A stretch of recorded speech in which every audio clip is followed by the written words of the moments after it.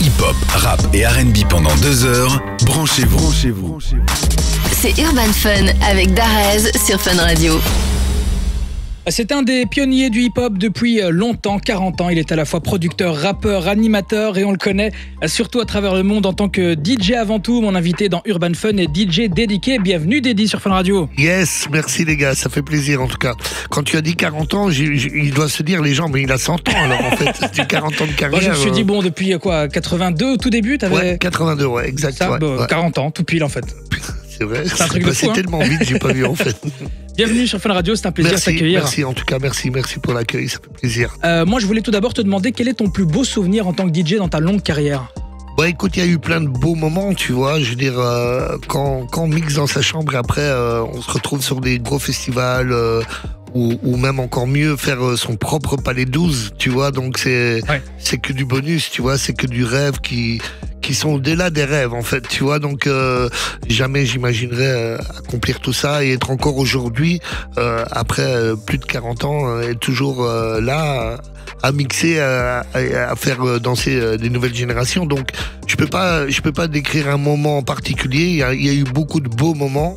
On va dire que celui-là qui a accompli la carrière entre guillemets, en tout cas c'est le Palais 12 pour mes 30 ans de carrière avec tous mes potes qui sont venus, les artistes qui sont venus, et le show que j'ai pu donner comme j'avais envie de le donner, et ça c'est quelque chose qui restera à vie marqué pour moi, quoi. Et ça a marqué même l'histoire de la musique belge et le DJing même. Voilà, c'était pas le but en soi, mais c'est vrai que avec le recul, ils m'ont dit que j'étais le premier DJ belge, en plus urbain, à faire le Palais 12 complet, et donc ça c'est une fierté quand même, ouais, vraiment. Alors revenons-en à tes débuts Dédiké, tu t'appelais et tu t'appelles toujours Alain Deprost, tu es né en 68 à Bruxelles. Alors comment est-ce que tu as atterri dans le hip-hop au tout début? Parce que tu as commencé très jeune finalement. Bah écoute, on est tombé un petit peu amoureux de cette culture hip-hop en voyant les premiers clips vidéo de Malcolm McLaren, Buffalo Girls. Je pense que ça va parler à personne, mais moi en tout pas, cas, mais voilà, les anciens sûrement. Où on voyait les Rocksteady Crew, donc ce qui était un groupe de New York qui breakait dedans, et donc on trouvait ça super intéressant. Et puis j'ai commencé à faire du breakdance, et on a fait un petit groupe et tout avec des potes, et on est devenu champion de Belgique puis d'Europe au sol, mais c'était vraiment le tout début, tu vois. Donc et après j'étais tellement amoureux de la culture hip-hop que j'ai commencé à toucher à toutes les disciplines. Faut savoir qu'il y a le graffiti, qu'il y a le beatbox, qu'il y a donc le rap, le DJing, et qu'est-ce qu'il y a encore? Je sais plus. C'est déjà pas mal, hein. C'est déjà pas mal, et donc j'ai essayé de toucher à tout, et ce qui m'a le plus, après le breakdance, ce qui m'a le plus accroché, c'était donc le DJing. D'accord. Ensuite, il y a eu la période Benny B avec d'énormes succès commerciaux, des concerts, des plateaux télé, etc. Yes. On a reçu justement Benny B il y a quelques semaines dans l'émission qui lui nous expliquait que cette période elle était surréaliste. C'était des jets privés, c'était une vie de star incroyable. Comment tu l'as vécu cette période, toi? Il faut bien se dire que, tu vois, donc entre cette période-là, donc moi j'ai commencé à faire des championnats de DJ que j'ai eu la chance de remporter, les DMC et tout ça, et je me suis fait un nom dans le milieu, si tu veux. Donc je m'occupais un petit peu de tous les rappeurs en Belgique, hein, tous ceux qui avaient envie de faire du rap. À l'époque, c'était Defiji, Benny, et puis d'autres, et on faisait des morceaux sur des phases B. Et puis à un moment, un jour, on avait une audition pour sortir un single, et donc on a été pris, et c'est de là qu'est né Mais vous êtes fou. Oui, c'est en fait au départ, moi j'utilisais ça pour mes showcases. Avec mes disques d'enfants, donc j'ai pris ça de Capitaine Flamme, de Goldorak, tu vois, je mélangeais les phrases les unes avec les autres parce qu'il n'y avait pas de phrases en français, tu vois, c'était pas comme aujourd'hui, on dit une phrase, on le met dans l'ordinateur et on scratch avec, c'était totalement, il y avait rien, quoi, tu vois. Peu de gens le savent, mais c'est toi qui as créé du coup la gimmick Mais vous êtes fou. Oui, voilà, j'ai créé la gimmick Mais vous êtes fou, oh oui, sans penser que ça deviendrait le premier hit de rap français, tu vois. Donc moi c'est comme ça dans ma chambre, j'utilisais dans mes shows, les gens rigolaient, tu vois, mais je veux dire, ça allait pas plus loin, tu vois. Et quand on l'a mis dans le morceau et que c'est devenu le hit que c'est devenu, aujourd'hui avec le recul, Mais vous êtes fou, oui, c'est le premier hit, le vrai hit de rap français, tu vois. Je veux dire, le premier disque d'or de l'histoire du rap français. et le premier disque de platine, de diamant, et alors qu'à l'époque il n'y avait pas encore le diamant, mais c'est seulement maintenant qu'on vient de nous dire que le disque était de diamant aussi. Tu Incroyable. vois, donc, Félicitations. ben merci. Donc tu vois, c'est tout des comme Benny a dit, tu vois, c'était surréaliste. Tu vois, du jour au lendemain, on a fait de la télé de Jacques Martin qui était sur l'après-midi dimanche, Ouais. le dimanche après-midi, et là on a eu une exposition extraordinaire. Tu vois, parce que faut se dire. Il n'y avait pas de rap à la télé, il n'y avait pas de breakdance à la télé, il n'y avait pas de scratch, il n'y avait pas de DJ à la télé, il n'y avait rien de tout ça. Donc on est venu avec cette culture de la rue un petit peu et on l'a exposé au grand public, quoi. Tu vois, donc et du jour au lendemain, toutes les télés nous voulaient. Tu vois, toutes les télés, Patrick Sébastien, Michel Drucker, enfin toutes nos stars à nous, tu vois. Donc et surtout qu'à l'époque, la télé avait encore plus d'impact qu'aujourd'hui. Exactement, il n'y avait pas les réseaux sociaux, tu vois. Et donc avec le buzz que Jacques Martin avait fait quand à la fin je fais des ciseaux à la fin et à la fin, donc lui il se met par terre et il essaie de tourner sur le dos, ça avait fait un buzz, entre guillemets un buzz, pas d'internet mais en tout cas un buzz médiatique. Tout le monde parlait de ça en France, donc et ça nous a propulsé d'artistes de rue puisqu'on dansait au départ à 3 dans la rue. Au devant des médias, quoi, tu vois, donc c'est un truc de fou et c'était 3 années très intenses, si tu veux, où on a rencontré des gens, des artistes qu'on était fans comme Arnold Schwarzenegger, qui rappent avec nous au Art Rock Café, un truc de fou, tu vois. On fait l'Olympia, on est le premier groupe de rap français à faire l'Olympia. On fait des zéniths partout où on va, les gens s'arrachent nos vêtements et c'est vrai que c'est pas des blagues. Je te jure, on avait un genre de Beatlemania, quoi. Tu vois, mais c'était de la Benny B mania et les gens, je pouvais pas sortir ou faire mes courses ou c'était fini. C'était vraiment on était venus vraiment des phénomènes de société, quoi. Tu vois et après, heureusement, ça s'est calmé, tu vois. Donc, j'en avais marre d'avoir les vêtements déchirés. Donc, ça s'est calmé un peu. Et puis, chacun a pris la direction qu'il avait envie de prendre, tu vois. Donc, depuis 1994, chacun a fait son petit bonhomme de chemin. Et toi, aujourd'hui, tu n'es plus le petit danseur ou petit DJ belge de l'époque, mais tu mixes dans le monde entier. T'es un des plus grands DJ du monde, on peut le dire. Alors, quels sont tes endroits favoris pour mixer? Est-ce que tu as des clubs ou des régions de préférence? Écoute, déjà, je me considérais pas comme un des plus grands DJ du monde, mais je peux peut-être me considérer comme un des pionniers, peut-être le papa de beaucoup de grands DJ aujourd'hui, tu vois. Je veux dire, quand je vois des David Guetta que j'ai connu au tout début, des Bob Sinclair, il y a beaucoup de respect, beaucoup de reconnaissance par rapport à ça, tu vois. Quand ils viennent chez moi où ils me disent ouais, j'ai commencé parce que je t'ai vu au platine avec Benny B, tu vois, donc c'est très touchant, tu vois. Donc, en fait, tu as le respect des nouveaux DJ, entre guillemets, et des nouveaux rappeurs, parce que les deux, en fait, vous avez inspiré toute cette génération-là. Voilà, exactement. Tu vois, quand tu as un soprano qui me dit « Ouais, j'ai acheté l'album pour écrire les textes », Orelsan qui faisait ses premiers pas sur « Mais vous êtes fous », même Booba me l'a dit. Booba, il m'a dit, on peut dire ce qu'on veut, on a tous dansé sur Mais vous êtes fous, tu vois. Il le dit dans un morceau, il parle de Benny B dans un morceau. Voilà, exactement, tu vois. Donc, on a vraiment cette reconnaissance et ce respect, un petit peu comme Dorothée à l'époque, tu vois ce que je veux dire. Aujourd'hui, c'est la nostalgie, c'est notre enfance, tu vois. Donc, quand on évoque notre groupe, c'est l'enfance de beaucoup de gens et beaucoup le début du rap pour beaucoup de gens aussi, tu vois. Donc, c'est quelque part une fierté, même si on l'a pas fait exprès, tu vois. Et donc, en tant que DJ, comme tu le dis, oui, j'ai une chance extraordinaire de jouer partout dans le monde. J'étais résident à New York, au Pacha, à New York, à Dubaï, en Asie, énormément en Asie. Toute l'Asie, j'ai fait pratiquement Pékin, Hong Kong, toute la Chine aussi. C'est vrai que c'était une chance extraordinaire de pouvoir représenter un petit peu la Belgique à l'extérieur, tu vois. Et puis bon, il y avait toutes les soirées sur Bruxelles aussi, et en Belgique, et qui continuent d'ailleurs encore aujourd'hui. Et heureusement, je touche du bois avec la reprise.